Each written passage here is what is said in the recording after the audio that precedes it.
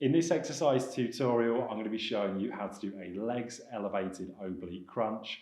I'm using a mat here for this exercise tutorial. You don't have to use one, but I would recommend it. If you can't do this exercise, I've got plenty of oblique crunch regressions as well.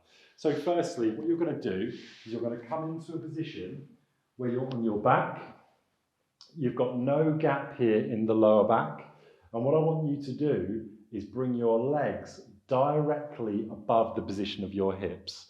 Now you're going to notice here that my legs don't go directly straight because my hamstring flexibility isn't good enough to get those knees completely locked out. So for some of you doing this exercise, you'll be able to get straight legs. Of course, that's what you're aiming for. But for others, like myself, that have got really tight hamstrings, you'll notice that you won't be able to go completely straight. Just go as locked out at the knee as you can. Now, in this position, you should still have that lower back completely plastered to the mat.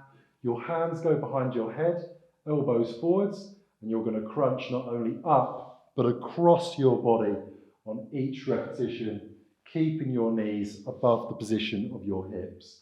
So not only are you crunching up, you're rotating to the side with each repetition.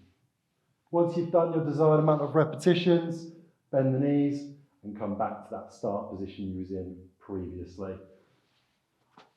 That is how to do a legs elevated oblique crunch, which of course you can repeat for as many repetitions and sets as desired.